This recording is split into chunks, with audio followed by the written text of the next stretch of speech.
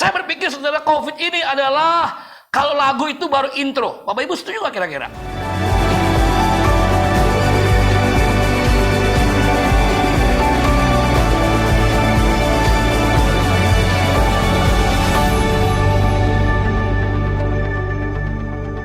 Nah, firman Allah pagi ini berkata, umatku binasa karena tidak mengenal Allah. Ini penting saudara.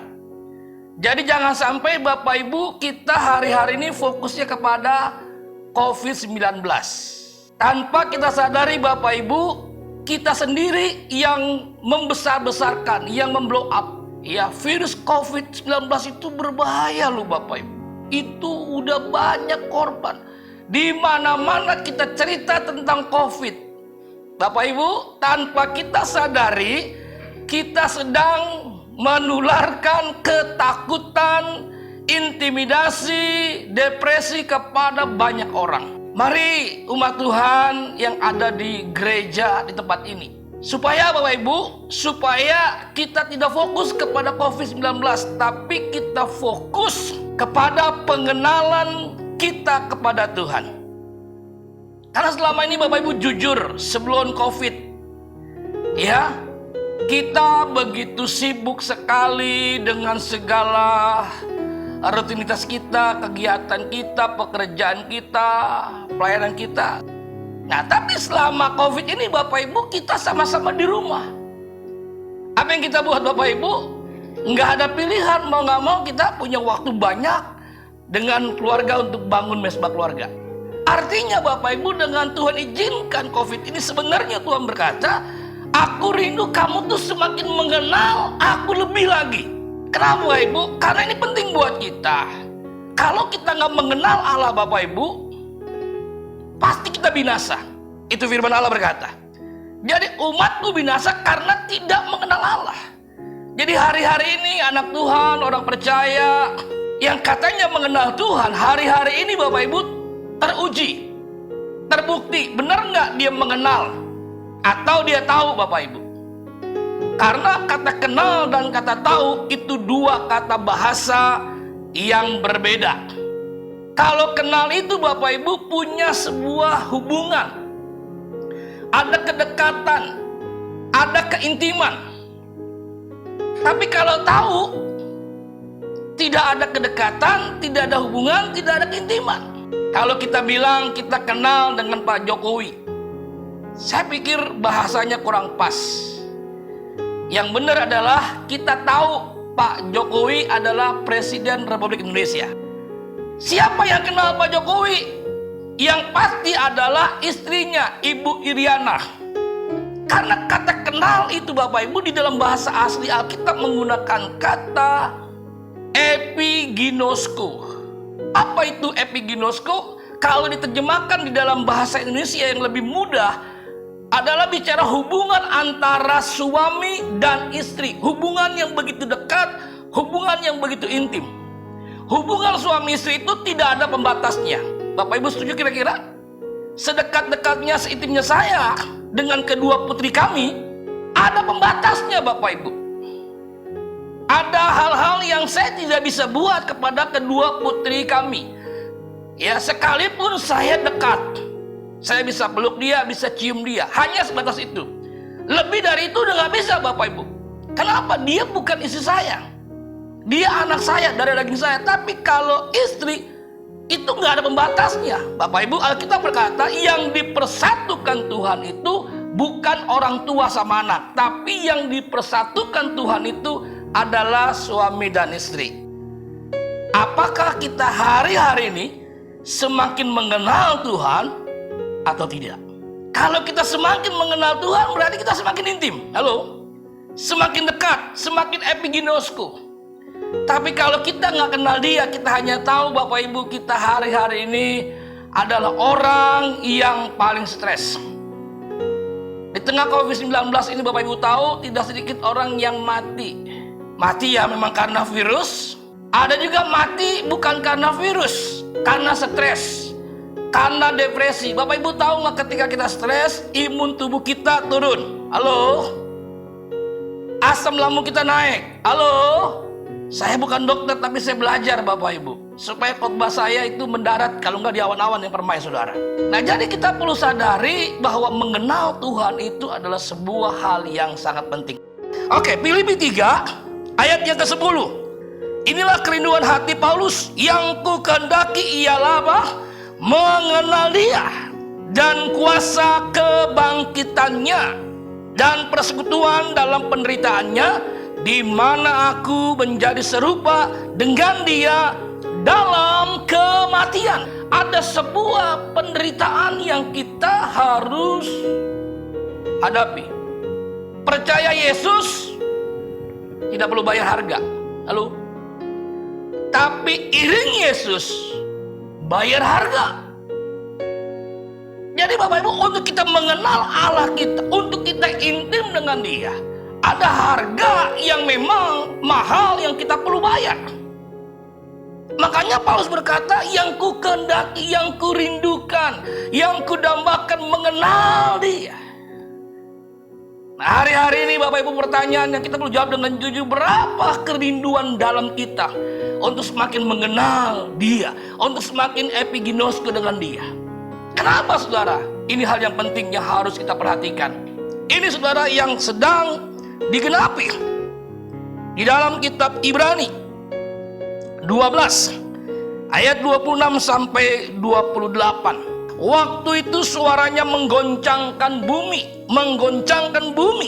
Tetapi sekarang Ia memberikan janji, satu kali lagi aku akan menggoncangkan bukan hanya bumi saja, melainkan langit juga. Ungkapan satu kali lagi menunjuk kepada perubahan pada apa yang dapat digoncangkan. Lihat saudara, hari-hari ini sedang digenapi, karena Ia dijadikan supaya tinggal tetap apa yang tidak tergoncangkan. Jadi karena kita menerima kerajaan yang tidak tergoncangkan, mari kita mengucap syukur dan beribadah kepada Allah menurut cara yang berkenan kepadanya, dengan hormat dan takut. Lewat COVID Bapak Ibu, Tuhan menggoncangkan semua agenda kehidupan kita. Inilah sebuah kenyataan yang kita harus hadapi. Kita berpikir Bapak Ibu, ketika kita meninggalkan 2019, kita masuk tahun 2020, kita pikir ini dunia semakin spektakuler, semakin luar biasa. Ternyata betul Bapak Ibu, dunia semakin spektakuler. Nah, inilah sebuah kehidupan yang terjadi, sebuah goncangan perubahan yang harus kita hadapi. Gereja harus jadi jawaban bagi dunia ini. Kalau kita ibadah, bangkunya begini, bukan gereja tidak punya kuasa. Salah Bapak Ibu. Kita pakai masker, bukan gereja nggak punya kuasa. Salah. Kita harus hidup bijak. Bapak Ibu tahu nggak, harga yang pemerintah sudah bayar untuk COVID-19 ini bukan miliaran tapi triliunan, saudara. Berapa banyak dokter, suster, perawat, sebagainya meninggal, sukarelawan meninggal karena apa? Karena COVID yang berjuang untuk kita. Masa kita Bapak Ibu tidak mendukung mereka? Bapak Ibu, ini belum final. Jangan bilang, Pak, kayaknya final belum. Kita nggak pernah tahu Bapak Ibu, dan saya pagi ini nggak perlu buat. Apakah setelah COVID-19 selesai, dunia semakin baik? Tapi yang jelas Alkitab berkata, menjelang kedatangan Tuhan kali kedua, Matius 24, baca di rumah nanti. Dunia nggak semakin baik, dunia semakin mengerikan, dunia semakin menakutkan. Saya berpikir saudara, COVID ini adalah, kalau lagu itu baru intro. Bapak Ibu setuju nggak kira-kira? Tuhan mempersiapkan kita lewat COVID ini supaya semakin mengenal Dia, semakin kita intim dengan Dia. Bukan hanya kita mengenal Dia, tapi kita sebenarnya nggak mengenal Dia. Ketika terjadi badai, terjadi goncangan, terjadi tantangan, kita berkata, Tuhan, Engkau ada nggak sih? Nah, bagaimana caranya kita mengenal Allah? Ini poinnya. Yohanes pasal pertama, ayat yang pertama dan 14. Pada mulanya adalah firman. Firman itu bersama-sama dengan Allah, dan firman itu adalah Allah. Jelas ya? Ayat ke-14. Firman itu telah menjadi manusia dan diam di antara kita, dan kita telah melihat kemuliaannya, yaitu kemuliaan yang diberikan kepadanya sebagai anak tunggal Bapa, penuh kasih karunia dan kebenaran. Siapa Dia? Yesus. Jadi mungkin pagi ini Bapak Ibu bertanya, berkata, Pak Bambang, gimana caranya supaya saya semakin mengenal Allah?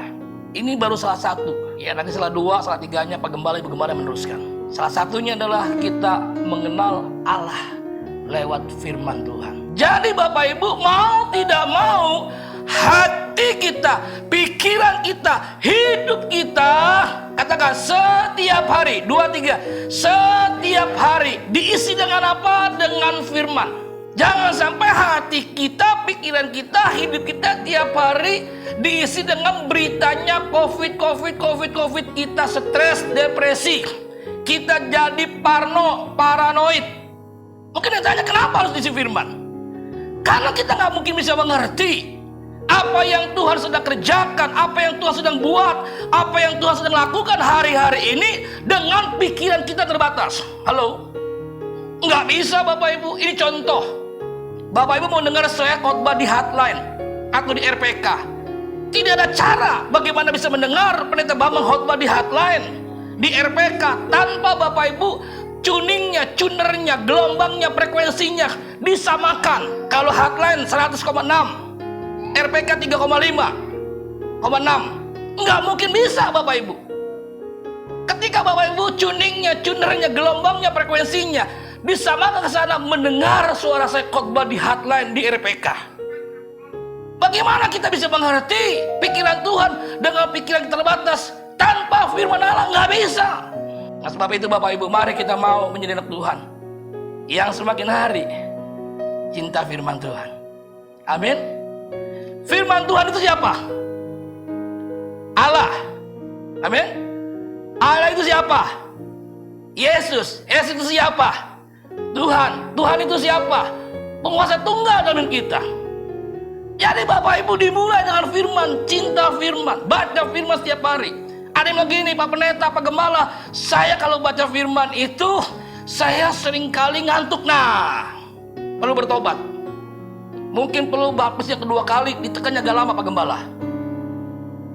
Oh, nonton berjam-jam nggak ngantuk-ngantuk, baca yang lain nggak ngantuk, buka laptop, buka handphone berjam-jam nggak. Kenapa baca Alkitab ngantuk? Pada mulanya itu pasti nggak beres. Makanya mesti dilatih. Saya percaya kalau orang bilang cinta, berjam-jam ngobrol, ada rasa ngantuk. Bapak Ibu yang pernah pacaran, kecuali nggak pernah, nggak ngerti lah saya ngomong apa ya. Yang pernah pacaran, nggak usah ngomong, kedip-kedipan aja, lihat-lihatan, dunia indah banget. Betul Bapak Ibu? Makin ngobrol, makin enak, ya kan? Bapak calon mertua udah batuk-batuk, pacarnya bilang gini, nggak apa-apa, Mas, memang biasa. Bapak kalau malam batuknya kambuh. Bapak batuk bilang, nah udah malam jam 12:30, boleh pulang. Kalau kita bilang cinta sama Tuhan, berarti kita pasti baca firman Allah. Amin. Amsal 13 ayat 13. Siapa meremehkan firman, ia akan menanggung akibatnya. Tetapi siapa taat kepada perintah akan menerima balasannya. Apa balasannya? Lihat. Poin yang terakhir, ayat terakhir. Amsal 19 ayat 16. Amsal 19:16. Siapa berpegang pada perintah memelihara nyawanya, tetapi siapa menghina firman akan mati. Mari pagi ini Bapak Ibu, sebelum terlambat, punya komitmen untuk semakin hari mengenal Allah. Lewat apa? Baca firman setiap hari. Baca firman setiap hari. Masalah ngerti tidak ngerti itu bukan urusan kita, itu urusan Tuhan. Bagian kita taat baca firman. Amin. Jangankan Bapak Ibu Saudara, ini bukan sombong. Maaf, saya sendiri pun udah master teologi S2, yang sebentar lagi kalau Tuhan izinkan saya S3 doktor teologi. Kadang-kadang jujur ada banyak firman yang saya baca saya nggak ngerti. Apalagi Bapak Ibu yang nggak teologi. Istri tanya, sayang ini apa sih maksudnya kok begini? Sebentar ya, beri saya waktu. Bukan berarti saya mengerti semua, karena apa? Alkitab ini, firman ini adalah pikirannya Tuhan, hatinya Tuhan. Halo? Nggak mudah. Bagian kita ingat, taat baca firman setiap hari. Nanti ada waktunya. Lewat peristiwa kejadian, kita baca firman. Oh iya, ternyata ini loh firman yang saya baca, baru saya mengerti. Amin.